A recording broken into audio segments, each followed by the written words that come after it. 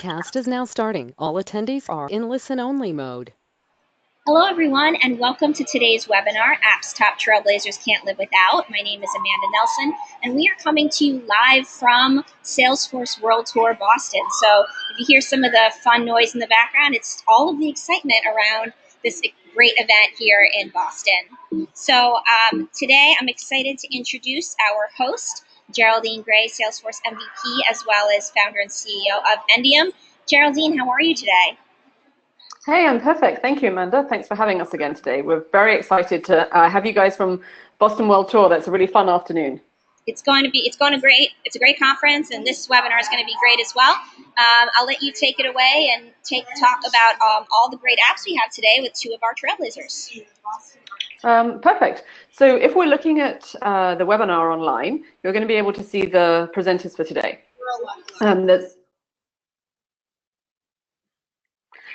First up, we have Louise Lockie. Louise is with us from the UK. Say hello, Louise. Hello. Perfect. Louise, go ahead, introduce yourself. Tell us how long you've been using Salesforce and what it is that you do for a job. Hello. So, my name's Louise Lockie and I am based in London, UK. I work at an end customer called Wilmington and I head up the Salesforce department there. I have been working with Salesforce for about 6-7 years now, and I'm also an MVP, and I run the London Women in Tech user group and one of the team for the little conference called London's Calling. Oh, a little conference called London's Calling that has grown exponentially over the last few years. It is a fab, medium-sized conference. Perfect. Okay. Mr. SteveMo, you are famous in your own way. Say hello.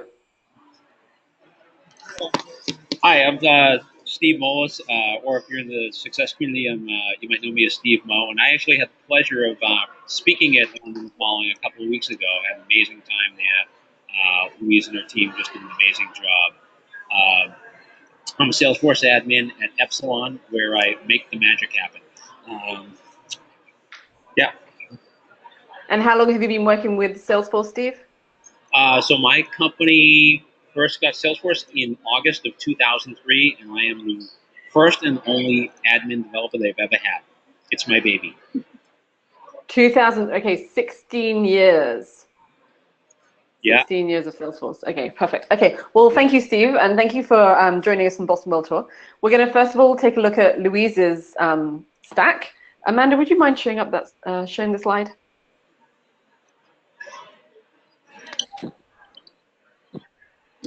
We're going to take a look at Louise's stack, and Louise is going to walk us through her solutions. Yep. Okay. So this is my stack, and very selfishly, the first two are all about me and making my job easier. So I've picked a Rollup Helper and Magic Mover. I first installed the free version of Rollup Helper when I hit limitations trying to create a standard rollup summary field in Salesforce. I'm sure we've all been there. It felt like it should have been a simple request, but because of the relationship between the objects, I wasn't able to do it. I just needed to show the number of related records on one of my custom objects, but I realized I was looking at writing a trigger to do this. So instead, Rollup Helper enabled me to avoid writing code, and I was able to really quickly meet that requirement. The screens were user-friendly, and it was a step-by-step process to follow, which of course I did in a sandbox first of all before installing the app in production. So Rollup Helper allows you to do cross-object rollups on data tables that don't have a relationship. Is that right? Absolutely. So that there's limitations around the Salesforce rollup summary field is obviously needs to be a master detail relationship. But with Rollup Helper, you can roll up and count max, min, average, all different fields from different objects, and doing it with clicks, not code, which obviously this made this admin happy. Perfect, and it's free.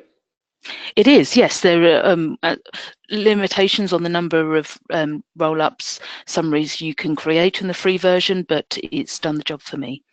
Okay, perfect. Okay, now Magic Mover. So I've never heard of Magic Mover until you told us about it. So tell people what Magic Mover does and what your use case for it was. Yes, so also about making my life easier. The Salesforce Labs app, Magic Mover, looks at the old school notes and attachments you have in your org, and enables you to quickly and easily convert them to the Lightning enabled files and new notes. So when I started looking at moving from Classic to Lightning, I ran the migration tool, and it sort of identified big red flags that I had lots of notes and attachments in the org that just wouldn't work in Lightning, and obviously it seemed like quite a big task to try and move those over manually, a data loader nightmare probably. So I came across this app, and again tested it in a sandbox, and I realized I could go through object by object and convert the records over to the Lightning ready new notes and files.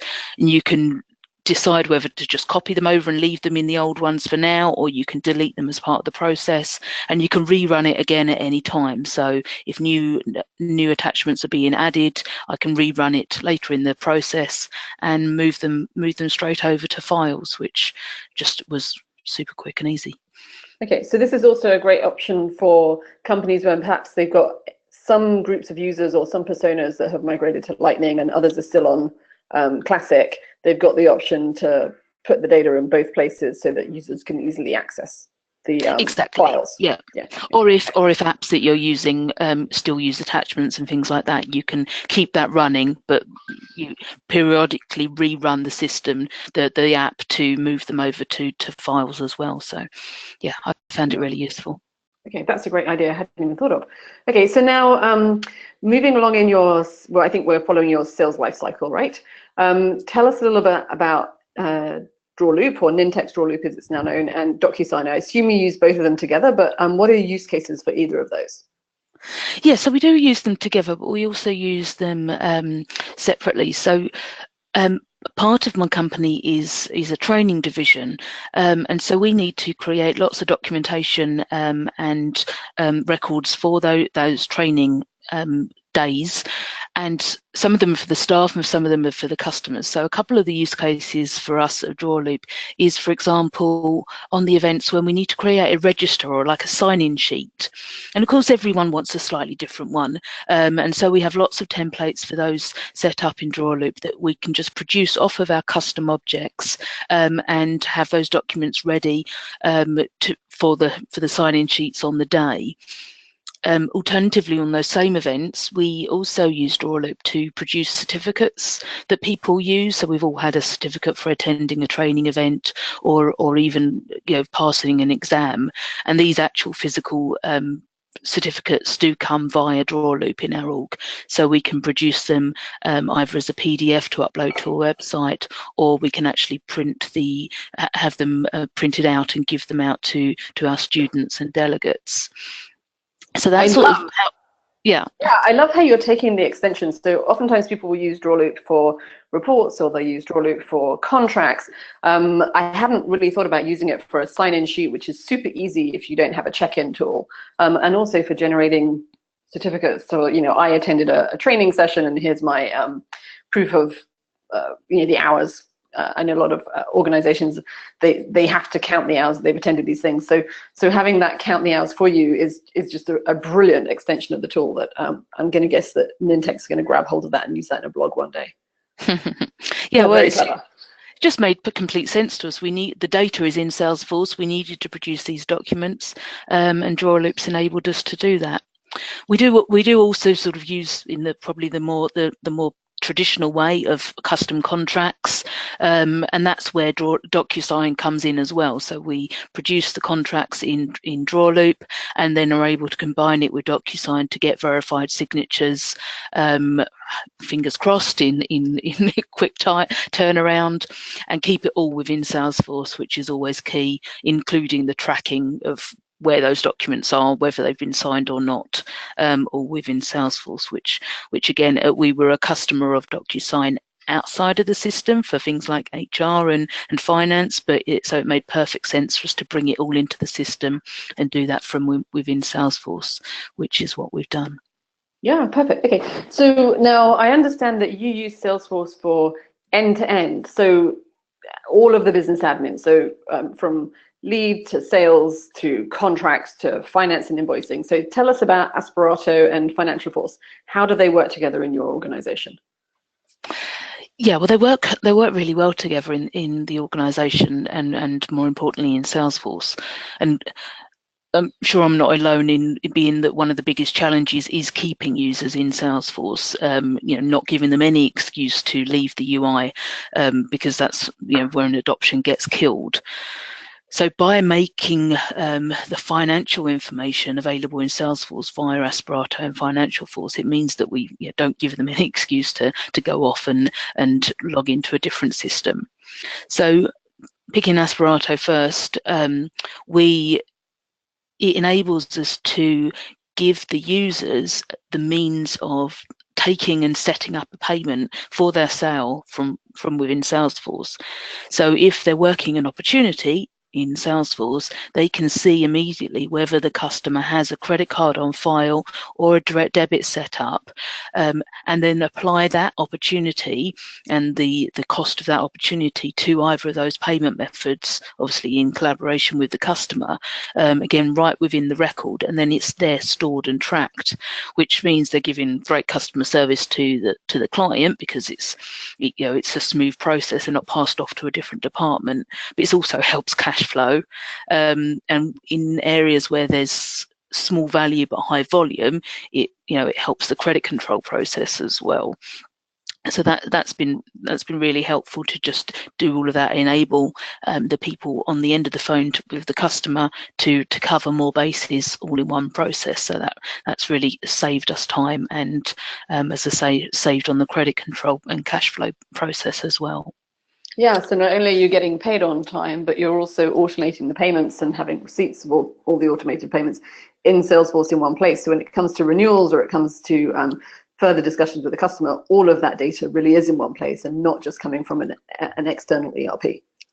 Exactly, and it eradicates an objection there and then, and as you say, for renewals, it really makes it a lot smoother process for everyone. So that's been really great for us. Brilliant. And that it actually connects into Financial Force as well. And what I always say about using Financial Force, like the mantra that we hear so often, if it isn't in Salesforce, it doesn't exist. But in this case, if it isn't in Salesforce, it doesn't get invoiced. And if it doesn't get invoiced, then it can't be on your figures you're reporting, Mr. Sales Manager or Mrs. Sales Manager. And it can't be, you can't then be paid commission based on it.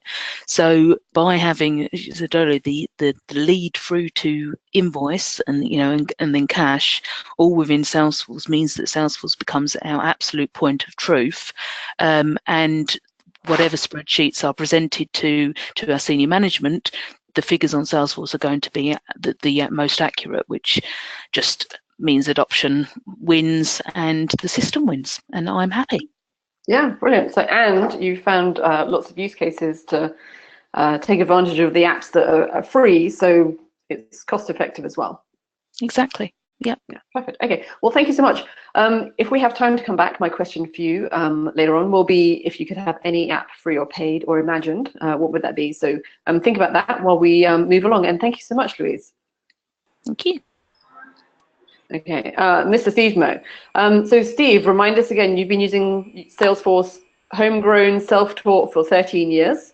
Yep, for 13 years, and I'd also like to give a shout out to Magic Mover. My org is finally making the move to Lightning, and as part of the preparation for that, I've had to use Magic Mover because we have, files weren't even a thing when my org started, so I have so many things in old school notes and attachments, and Magic Mover has just saved my bacon so many times as we move towards Lightning. Perfect. Well, Sharon is right there with you, so you can give her a big kiss on behalf of all the users that have taken advantage of the free Salesforce Labs. Okay, so Steve, let's take a look at your stack. Okay, so we're concentrating on admin and collaboration. So why don't you walk us through from the admin's point of view, what the metadata search tool is, what Field Pro app is, how they're different, how they're similar, and how you use each one, please, in your best Boston accent. So my hometown was settled in the 1620. I don't have an accent. Everybody else talks funny. Right.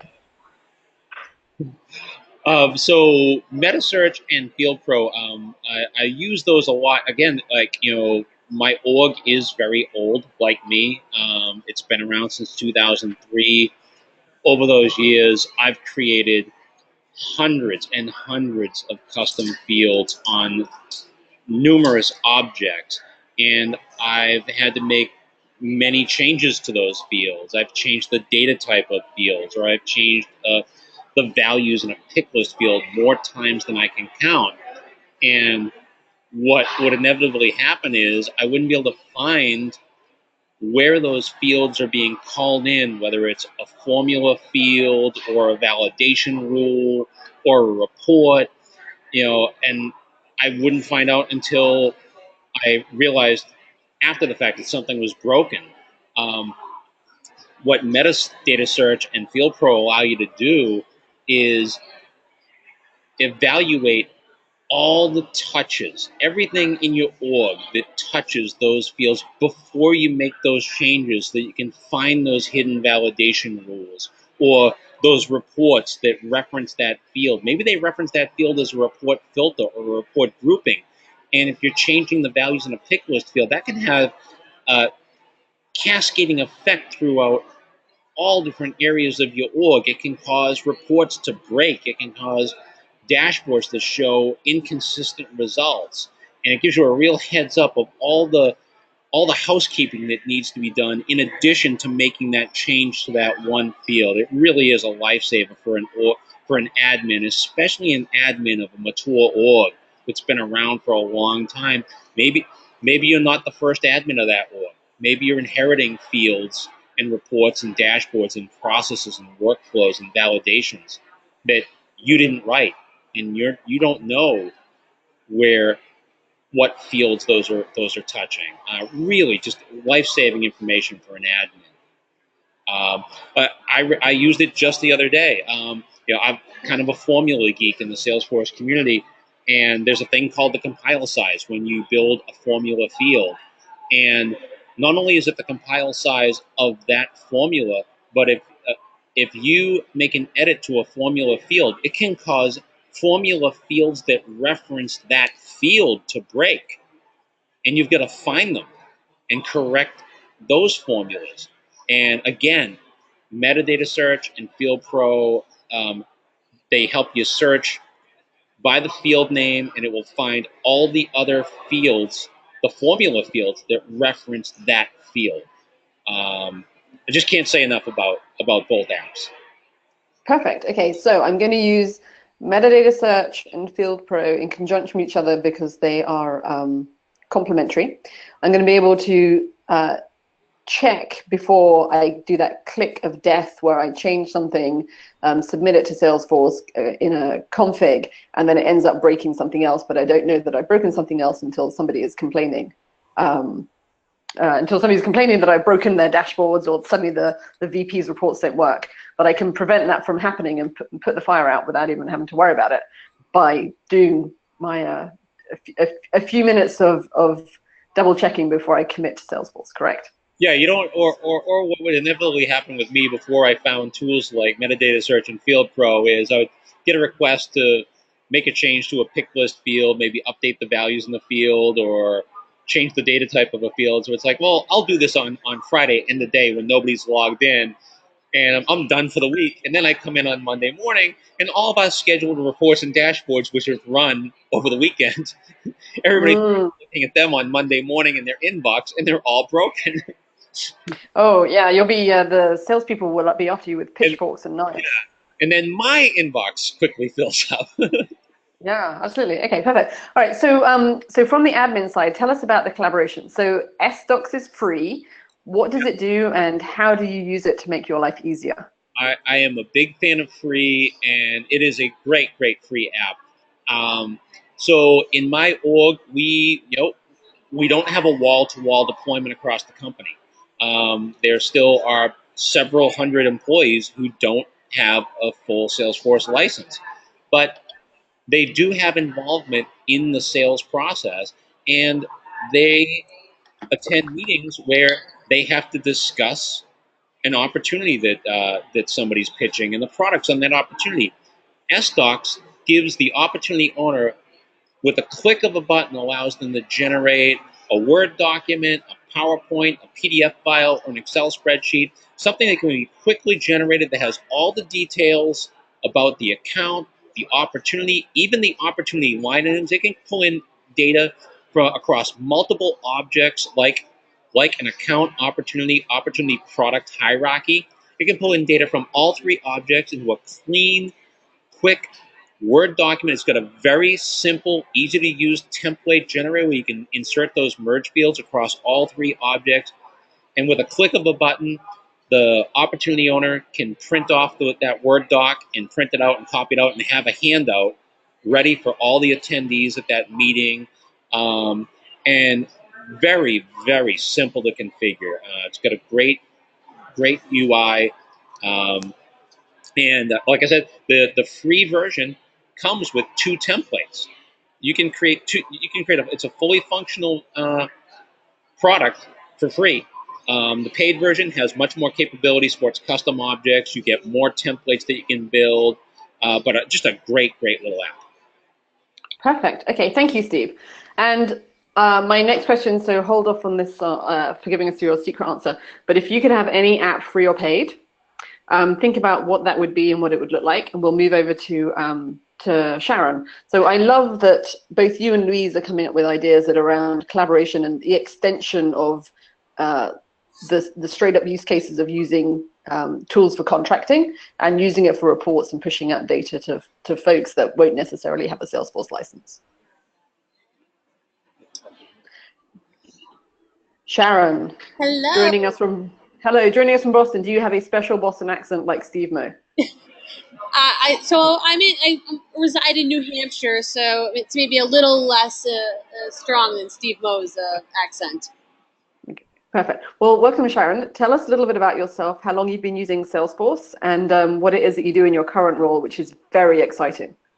Sure. So I've been in the Salesforce ecosystem for just under a decade, covering all of the different roles from an admin to a product owner, consulting, and ISV partners.